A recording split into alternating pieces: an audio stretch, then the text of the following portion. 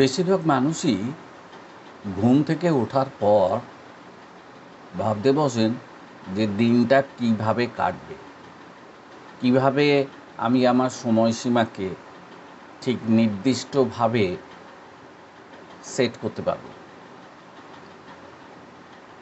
আবার অনেকের মধ্যে এই হতাশাই ব্যাপকভাবে গ্রাস করে ফেলে যে সারাটা দিন আমি কাজকর্ম করতে পারবো তো, সঠিকভাবে আমার কাজগুলো সম্পূর্ণ হবে তো, আমি যে কাজে হাত দিতে যাব সেই কাজগুলো সেরে ফেলতে পারবো তো।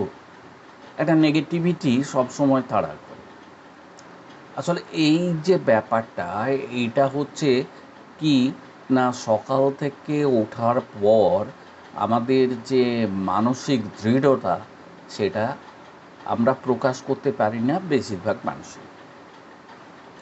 এই জন্যে সকালবেলায় উঠেই আপনাকে প্রথমে ঠিক করে নিতে হবে আপনি কিভাবে চলবেন। এটা যদি দৈনন্দিন জীবনে আমরা কার্যকর করতে পারি, তাহলে কিন্তু আমরা আমাদের পুরো দিনটাকে চুটিয়ে উপভোগ করতে পারব। এর জন্যে দরকার একটা কনস্ট্যান্ট ফোকাস, একটা উদ্ভাবনী শক্তি এবং নিজেকে নতুনভাবে খুঁজে পাওয়ার একটা চেষ্টা। যাই হোক, আজকে এই ব্যাপারেই আমি কথা বলবো এটা যে আজকাল বেশিরভাগ জায়গাতেই দেখছি একটা ব্যাপার নিয়ে প্রায়শই আলোচনা হচ্ছে, অ্যাফার্মেশনস। মানে আপনি সঠিকভাবে কীভাবে সিদ্ধান্ত কীভাবে নেবেন না নেবেন, এই ব্যাপারটা। আর মর্নিং অ্যাফার্মেশনস মানে হচ্ছে সকালে উঠে আপনাকে ঠিক করে নিতে হবে আমি এই কাজগুলো করব, এই সমস্ত জিনিসগুলো ঠিকঠাক করতে পারবো, তাহলেই আমার সারাটা দিন ভালো যাবে। আমি অত্যন্ত একটা নিরবিচ্ছিন্ন যে শান্তি, সেটা উপভোগ করতে পারবো এবং প্রশান্ত থাকব। এই ব্যাপার নিয়ে আজকে আলোচনা। মলয় বন্দ্যোপাধ্যায় ইউটিউব বাংলা চ্যানেলে আপনাদের সবাইকে স্বাগত জানাই। তো রোজকার মতোই বলি, যদি ভিডিওটা প্রথম থেকে শেষ পর্যন্ত দেখবেন, যদি ভালো লাগে তাহলে সাবস্ক্রাইব করবেন, শেয়ার করবেন, লাইক করবেন এবং অবশ্যই কমেন্ট করে জানাতে ভুলবেন না যে ভিডিওটা কেমন লাগলো বা এই টপিক কীরকম। চলুন শুরু করা যাক। এই যে আমাদের জীবনের যে ভিড়, এর মধ্যে সময়কে খুঁজে বার করা কিন্তু অত্যন্ত কঠিন। কিন্তু যদি খুঁজে বার করা যায়, তাহলে দেখা যাবে যে আপনি অত্যন্ত শান্তিতে থাকবেন এবং নিজের ওপর ফোকাস করে নিজেকে আরও সুন্দরভাবে গুছিয়ে নিতে পারবেন। তবে এটা করার জন্যে আপনার জীবনে কিন্তু কিছু কিছু পরিবর্তন আনতে হবে, যেটা কি করবে, যেটা আপনাকে সারা দিনের জন্যে টোনড আপ করে রাখবে। মানে একদম টান হয়ে থাকবেন আপনি সারাটা দিন, কি করবেন না করবেন। আমি আজকে আপনাকে কয়েকটা অভ্যাসের কথা বলবো, যে অভ্যাসগুলো খানিকটা আধ্যাত্মিক এবং একটু অন্য ধরনের, কিন্তু এইগুলো যদি আপনি মেনে চলেন, তাহলে আপনি কিন্তু একটা সুন্দর টিউনিং করে ফেলতে পারবেন যে আপনার নিজের সঙ্গে সারাটা দিনের চলাফেরার ব্যাপারটাকে। আপনি সকালে ঘুম থেকে উঠলেন, ওঠার পর কি করবেন না, একটা শান্ত জায়গা বেছে নিন, সেখানে আপনি কিছুক্ষণ ধ্যান করুন। আপনি ধ্যান করতে পারেন বসে, আপনি শুয়েও ধ্যান করতে পারেন। মানে ব্যাপারটা হচ্ছে যেটা আপনাকে আপনার মনকে কেন্দ্রীভূত করতে হবে শ্বাসের দিকে। যখন আপনার চিন্তাগুলো আস্তে আস্তে আপনাকে গ্রাস করতে থাকবে, তখন সেই চিন্তাগুলোকে দূর জোর করে হটিয়ে না দিয়ে তাদেরকে আপনি অ্যাকসেপ্ট করুন, তাদেরকে কাছতে দিন এবং তাদের প্রতি তীক্ষ্ণ দৃষ্টি না দিয়ে বা গভীরভাবে তাদের প্রতি মনোযোগ না দিয়ে তাদের আস্তে আস্তে চলে যেতে দিন, তারা আস্তে আস্তে পাস করে যাক। এটা প্রথম কি হবে না, আপনার কাছে মনে হবে অত্যন্ত কঠিন।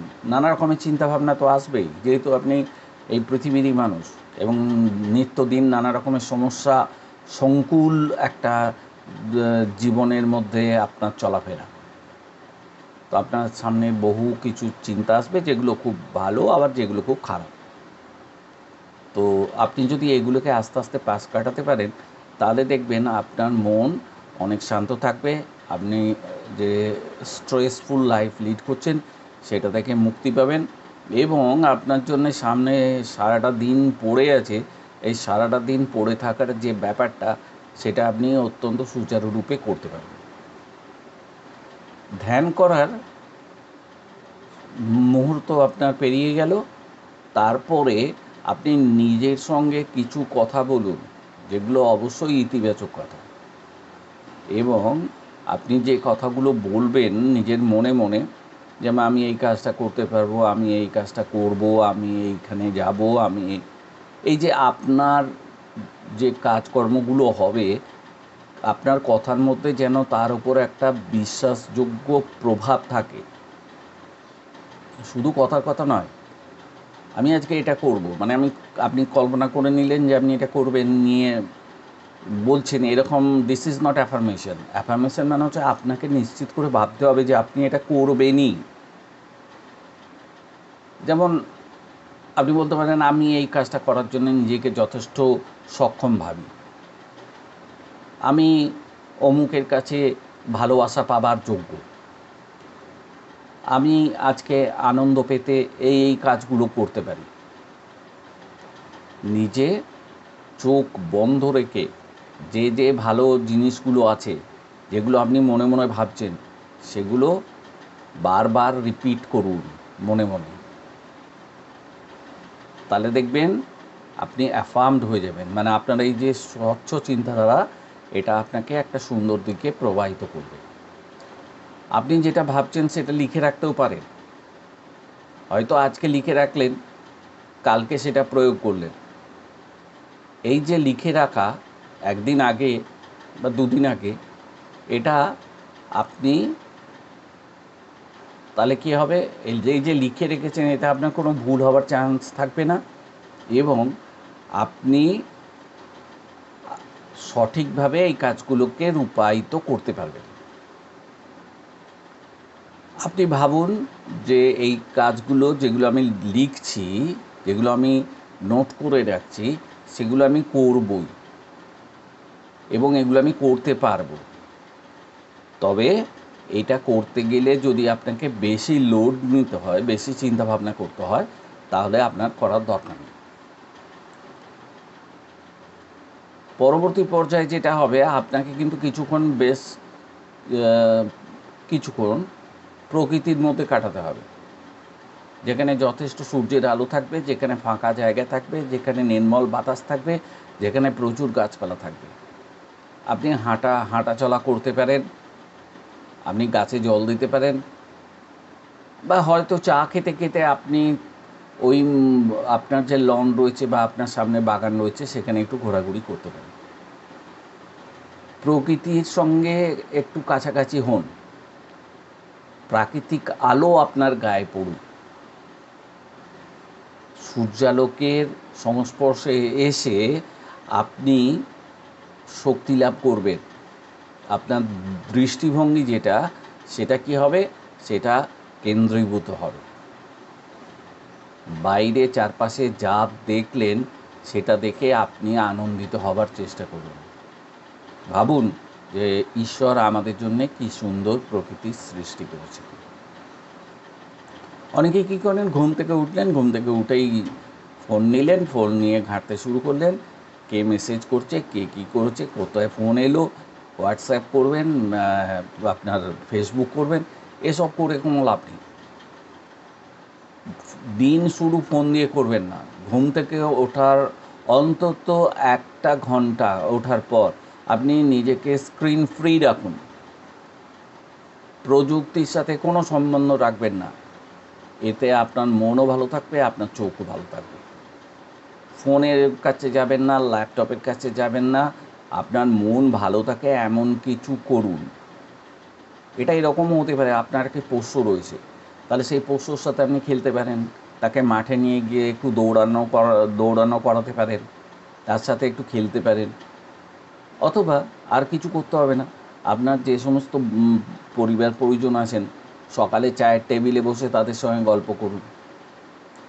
আপনাকে দেখবেন যে আপনার মনে যে স্ট্রেস রয়েছে সেগুলো অনেকাংশে দূর হয়ে যাবে এই কাজটা করা।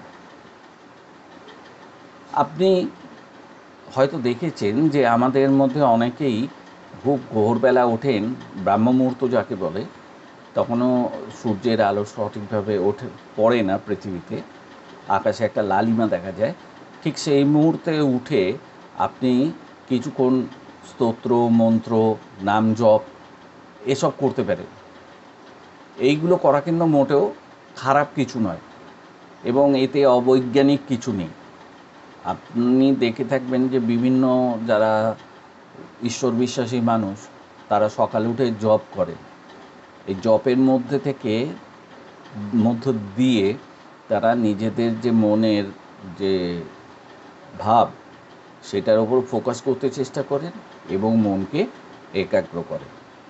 5 মিনিট করতে পারেন, 10 মিনিট করতে পারেন, আপনার এতে কোনো হার্ড অ্যান্ড ফাস্ট রুল নেই যে আপনাকে 1 ঘন্টা 2 ঘন্টা করতে হবে। কিছুক্ষণ করুন, কিছুক্ষণ করে দেখবেন আপনার মনটাকে আপনি একটু কনসেন্ট্রেট করার চেষ্টা করুন। পরবর্তী পর্যায়ে আপনি কিছুক্ষণ স্ট্রেচিং করলেন, কিছুক্ষণ হালকা ব্যায়াম করলেন। এগুলো কি হবে, এগুলো করলে আপনার শরীর আর মন দুটোই জেগে উঠবে। কেননা আগে তো ঘুমোচ্ছিল, তারপর জেগে উঠলো। এরপর আপনি তাকে আরও ভালোভাবে কী করবেন, আরও ভালোভাবে তাকে অঙ্কুরিত করার চেষ্টা করবেন আপনার দেহ এবং মনকে। আপনি একটু স্ট্রেচিং করুন, হালকা ব্যায়াম করুন, একটু দৌড়ান, হাঁটুন, যা খুশি করুন। এর ফলে কি আপনি আপনার পেশির কার্যকারিতা বাড়বে, আপনার শরীরের যে রিফ্লেক্স সেটাও সুন্দরভাবে তৈরি হয়ে যাবে। আপনার এই যে সকালে করা ব্যায়াম এটা কি করবে না, আপনার এই যে নির্দত্থিত মন এটাকে জাগিয়ে দেবে এবং সারাদিন আপনার উৎসাহ দেখবেন বজায় থেকে গেছে। আপনি খুব সুন্দরভাবে সারাটা দিন কাটাতে পারবেন। তো এই সামান্য কয়েকটা কাজ এইগুলো আমি বললাম, এগুলো আপনারা চেষ্টা করে দেখতেই পারেন। এমন কিছু দুরূহ ব্যাপার নয়, আর অবান্তর ব্যাপারও নয়, কারণ সারা পৃথিবী জুড়ে এই সব ব্যাপার নিয়ে অত্যন্ত গবেষণা হচ্ছে। তো এগুলো যদি করেন সারাটা দিন ভালোভাবে কাটাতে পারবেন, অত্যন্ত সুন্দরভাবে কাটবে এবং রুটিন মাফিক আপনি আপনার কাজগুলো করতে পারবেন। আর সারা দিনের শেষে যখন বাড়ি ফিরে আসবেন তখন দেখবেন আপনি বেশ ফ্রেশ আছেন, তরতাজা আছেন এবং আপনার মনে কোনো স্ট্রেস নেই, কোনো চাপ নেই, আপনি টোটালি রিল্যাক্সড হয়ে আছেন।